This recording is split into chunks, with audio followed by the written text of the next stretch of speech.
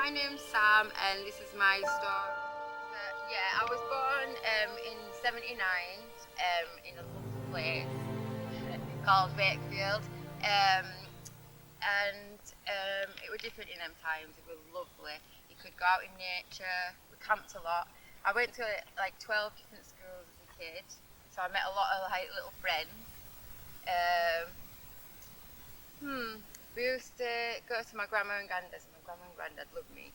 Like they said, I was like a little fairy, because I was always in garden. And we used to go bird watching and things like that. And we had loads of dogs. My grandma and granddad had this dog, and he was born like before me. And he was like, and I've got goosebumps on my head now as I'm talking about that. And he was born before me, and he was like my little guard dog. Like he just was 12 years. Not guard dog, but he was like my little friend, because he was born before me, and everywhere I went, that dog went, and I loved it at my grandma and granddad's. It was like paint, and my granddad had this shed, right? You know, old people, how they have everything's in order, and everything was screwed up, and I spent so many hours in that shed. I think that's why I make jewellery now, because I just used to watch him with his pliers, and like, what does that do, granddad? I loved it. Well, good times like that though, in a way. We used to go on holidays, but like with my brother's grandma and granddad. We used to go camping, and they were posh, it was like glamping. That was so cool. And I think that's why I like to go out camping now. And that's stupid.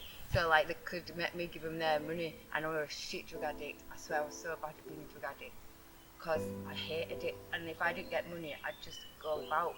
But fucking, they loved me. I was like, can you imagine? 21-year-old me just walking into fucking Pixmore. They were like, yeah, make some dollar out of this bit. Fucking, I was just a target, gang stalking, constantly gang stalked. Even just like neighbours as well, just people just turn on me. I don't know what it is about me, but I don't care now what it is about me. But back in the day, I used to think, why can't I be like them? But you know why I can't be like them? Because they're fucking all narcissists, and I'm not a narcissist. So I would just treat wrong people. I'm like a ninja up them back streets, so nobody knows where I live. That shit. Dangerous. And my bungalow, they could be straight through them back doors. Not secure. Where is it? Fuck, it's a bungalow. I'll just leave the windows open, I'm going through perimenopause, you know what I mean? Could just straight come in. But, you know it is. I'm not even scared about shit like that, because God can't protect. I'm under God's fucking shield now, so people like that are attracted to me as much. You know, because my energy's changed now. Narcissists, like when I used to walk down the street, like if I got off drugs, heroin, I could do my detox, and I move a new ends, like completely different area, and then I'd home in on the same people. I don't know what I'm saying, but I just home in always onto the same kind of people. That's because my vibration were like this, so low, so they could just come and attack me. But now, even though I've got this like self-esteem issues, I don't fucking walk like I have. I don't talk like I. Do you know what I mean? I put on like, do you know what I'm saying? And so now they don't bother me because they don't see me as vulnerable, because they're not talking to me, because I'm not making no. My brother went to live with his mum and with his gran when I was like 12, and my granddad had just died, and I'd just moved as well to Barnsley. So I went on like you know. Basically, I just wanted attention, you know, that kind of teenager. But, so when I got to 50, my stepdad were always saying, you're out when you were 16, he was cunt anyway, well, I actually took him to the police, but it went no reply. And we worked for social services after, twat, he did. But it were awful, but he were only 21 when I was 13, so we clashed. But my mum sent me to live with my grandma, thinking it was some kind of punishment, which I love my grandma anyway. And so I went to live with my grandma, and I fucking met the worst fucking arsehole in the area. All women were scared of him and didn't like him. But because of my upbringing, now looking back at it, and I was just attracted to him. Anyway, so I'd been smoking weed since I was 12, because I went off rail, didn't I?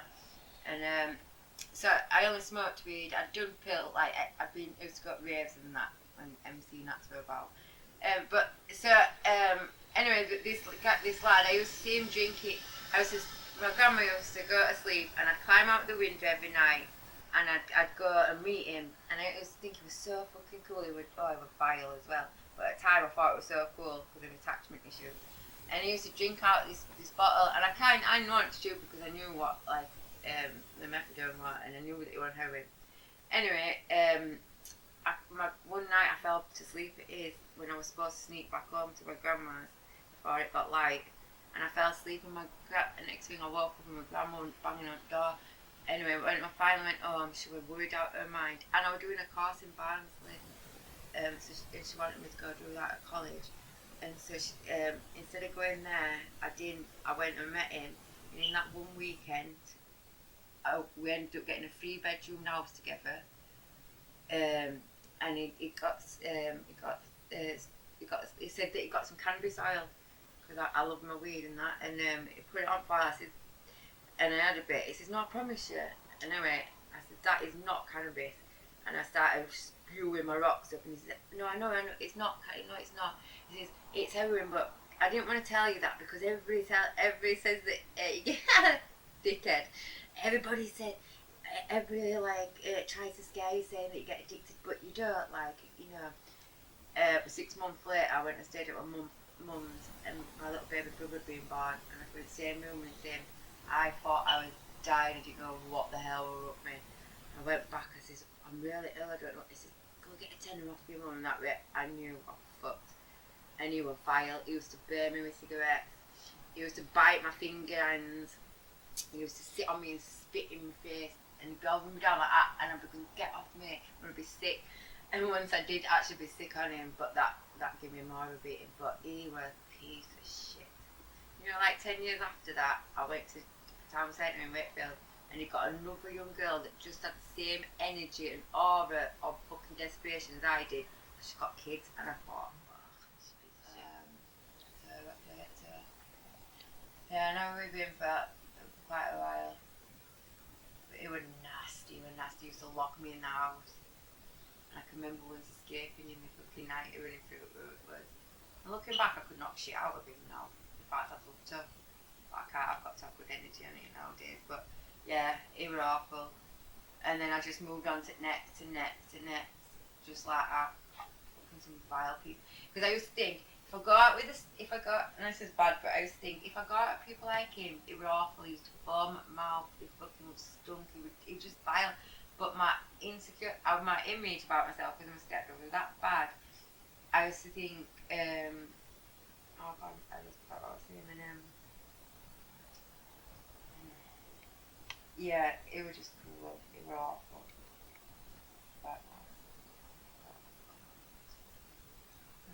yes, we had to climb over it was awful. We had to climb over fences, and the whole time we were fucking being a typical nasty evil bastard to me. Anyway, all I really wanted to see was the Prodigy, right? And we had, where his tents were, there were some scouts behind us, and they must have heard how we spoke to me and stuff. And this one day, something had happened, and there was like a ditch where all lads pissed in.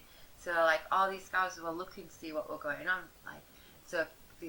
My ex went, and they pushed him in, because they were decent guys and he was a bully, and he was just covered in shit. And then he tried selling me to this guy for a big bag of pills, and I was going, "No thanks." This black guy was like, "Give me your bird. For that bag I'll give you this full bag." And he was going, "Yeah, go on," like trying to look like he could force me, go with him, go on. And then I'm like, "No, come on." And then when I did, and when that guy had gone, he's like, "I fucking knew you wanted to go," because that's how twisted they are, aren't they? "I knew you wanted to go, you fucking slag." So yeah, Glastonbury rival. I'm going to go back again. But he was just a horrible person. Yeah, that's it.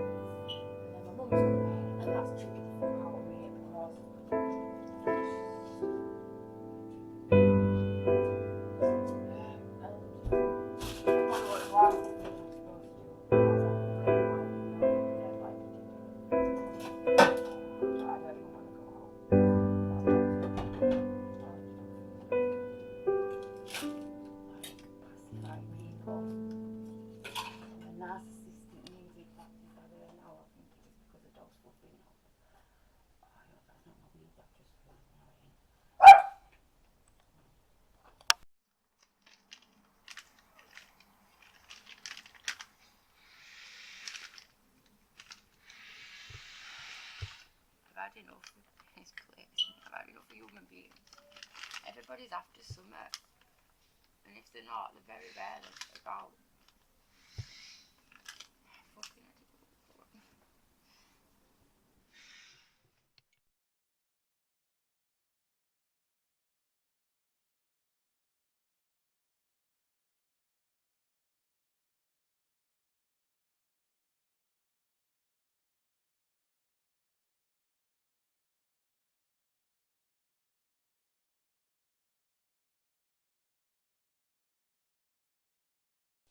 Okay, so when I was 21, and I wasn't a good criminal, I can't lie, I don't know if I've said this before, but I pinched from the shittest shop some trainers. Anyway, long story short, the judge were like, you're a nice girl, I don't want to send you to jail, so he sent me to a hostel in Sheffield where I was only 21. I'd only lived in Barnes. I didn't know like all different cultures and different people. Like, so they put me in this hostel, and I'd only lived Barnes and Wakefield, which is like typical, just like one kind of group of people. And they put me in this hostel, and I wasn't, like I say, a good criminal. It wasn't for me, and I was straight at target. Everybody wanted to use me to go like as a distraction with shoplifting, all these things. Anyway, I met this guy called Calypso, and yeah, so and he kept like trying to say, oh, you should work on the streets, you can make a fortune, you're young, you're pretty, and all this. And I said, no, I don't want to, and I really didn't want to. I really, honest, I hate sex. Like, I don't like, anyway. So when I got there, I thought I was going to get medication in the hostel, but the woman, and these were her exact words, said to me, no, well, you don't get no methadone for a week, but most people, and this is a hostel worker, remember, they don't want you to break rules because you get kicked out. And this shows it's all a setup, and they want you to fail, because the exact words to me for a rehabilitation place was, most people in here, what they do is the shoplift or the work the beat. So everybody were putting this thing, and I did not want to do it. Anyway, I got kicked out of the hostel for shoplifting, believe it or not. So then obviously I'm on the streets, homeless. I got in with the Salvation Army, which again set up, that is a charity that's absolutely horrible. And I was just dossing about, but I also had a warrant out for me at the same time. Long story short, I met this girl, and she seemed nice, but she worked the beat, but I wasn't bothered. I just didn't want to do it. And she said, you don't have to, you can just come with me. Anyway, I remember she told me this story about this ex-partner, Barrington, he was called. Barrington was 56, Jamaican man, and she told me how nasty he was, and he forced girls to work on the streets, and how he put her in a bath of hot bleach. And she showed me a picture of him, and he was a big man, and I can remember my exact words to her was, oh my God, I never want to meet this man, but I bet my luck I will. So straight, I'm like setting myself up. But looking back, I think she was grooming me. Anyway, 2 weeks later, I was dossing in this flat. I got baby from that girl because she ended up just using me, but she wasn't very nice. Anyway, I was in this flat, and I was coming down the stairs. I remember 2 weeks before this, what I said. And then I'm coming down the stairs, and he walked in with Calypso, the guy that was testing me, like a product. Anyway, I'm like 21, I'm quite a kind of person, mousy. And I'm like, I straight knew it was him because I seen the picture, and he's walking towards me, and I tried to carry on, and he went, yo, come here. And I says, oh, sorry, I can't, I'm busy, like, I've got to get up. He went, me not ask you, me tell you, come here. And you're like, so angry, and I fucking shit myself. So I went over, and I'm like, oh, what's up, you alright? He went, whose girl are you? I says, I'm nobody's girl. I'm like, fucking innocent idiot dickhead. I'm like, no, I don't want a boyfriend. Anyway, he said, I'm not asking you, I'm telling you, you're my girl. I said, that's very nice of you. Anyway, long story short, and I said, oh, that's really nice of you. He says, look, we're not asking you, we're telling you, you're my girl. And from that day forward, I was his girl, and I was on them streets all day, all night. I had people watching me all day, all night, and then I'd come back to him, who'd be on the crack, who'd make me then suck his penis. And I'd be crying, going, please, Valentine, I don't want to be in any gun. Listen, and it was just sick. It was sick. Yeah, so then I was a girl, and it was horrible. Like, I couldn't even buy drugs. I couldn't even keep money and buy drugs for myself, stop me rattling, because nobody would save me, nobody speaks to me, because everybody was petrified of this motherfucker. Every day, this man, even though we were on crack, every day it was because he's a big man, he'd go down and do on his hands like a handstand against the wall and do this 100 times. His arms were like, I put it this way, my legs could not fit round. It was a beast. It was scary man. And I don't even know how long that happened for. I don't even know how long I was lost in there, but I had no life. I remember one day I hit myself with a brick because I didn't want to sleep with anybody and I wanted an excuse. Didn't help me. That didn't. Fucked for that. Long story short, the first punter that I ever got, that actually I didn't even have to sleep with, because I think he felt so sorry for me because he could tell I really didn't want to do it. He saved me, and I moved to Doncaster with him and he went to jail, that guy. So I think my guide saved me or something. Then yeah. So then I was working on the streets on my own, apparently, and I met this guy, and I thought he was dead romantic because he brought me a fried egg sandwich from his B&B one day, even though he didn't have a tooth in his head. And I thought it was so sweet because he used to take number plates and wait for me while I went with customers. So then I moved back to Barnsley and tried getting clean, in and out of detox. And then I just got on a plane and went to Tenerife because my mum was there. I was supposed to just do my rattle and be there for 2 weeks, and I ended up staying for 6 years. The first week I was there, I got spiked and raped. Then the first week that I was in Tenerife, I went into a reggae bar with the person that I was with, and there was these two black men, and I had straight. Now I know that I feel energies, and I straight didn't like these guys' energy. I didn't want to talk to them. I've never been about guys. Like, guys that not interest me. Anyway, we're talking to him. Next thing, I'm unconscious on the floor, and I kept coming in and out of consciousness, and I couldn't move from my neck down, but I could see a silhouette above me. Finally, it started coming round. So I was screaming, went mad. So that was that. And then I met a Moroccan who made me sleep with him every single day that I was with him, and it was fucking horrible. And we couldn't even speak the same language. But that just shows me insecure. I'll thinking I was just like, oh. Anyway, but it wasn't good times. It was at the same time. Because I learned like a new life. Like, nobody knew me as a heroin addict. I run the bar myself. I met people from, because like one thing I hated about bands is there were no different cultures, and I like to meet different people. And so Tenerife, I met a lot of beautiful people, and it showed me that I can be like normal-ish, isn't it? Or be fully normal. But yeah, even though I was selling cocaine from a bar. Yeah, so I'm married him for his passport. Because when I first met him, my mum said, "Do you want to marry my daughter?" Basically, I was supposed to get €3,000. I didn't. I got €1,000, and I had to sleep with him every single day. So it wasn't really worth it. And it was so vile. Oh, again, what were wrong with my taste in people? This is what I mean. I just choose to go with the scummiest, ugliest people because I think, oh well, they'll appreciate me. Don't work like that. So long story short, again, come back to England. Did a lot of self. I went through spiritual awakening, looking at myself, my patterns, my programming, mostly about relationships, and so I've worked really hard since coming back from Tenerife, because I choose the toxic people because of my belief system, what my belief system was.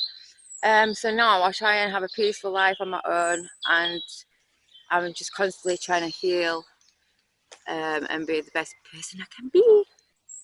which sounds easy when I say it, long story short, but it's not been easy. It's been really hard. I've had a lot of spiritual psychosis over the years, a lot of just like I've had to like learn a lot about how I act, how I think, because these people didn't just do this to me.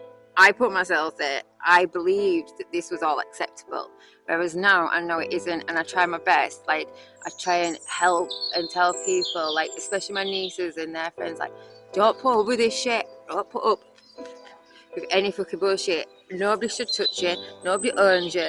You don't need anybody. I can use a drill. Do you know I can use a drill myself?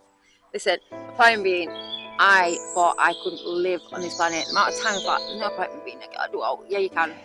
Right? And even if you can't, you just have to keep going, because this last year, I nearly took my own life. It was fucking hellish. I had to, it was just hell. But you have to build yourself back up. So now I've done my whole house, my whole self, and we're going to boss it. That's all I'm saying about that.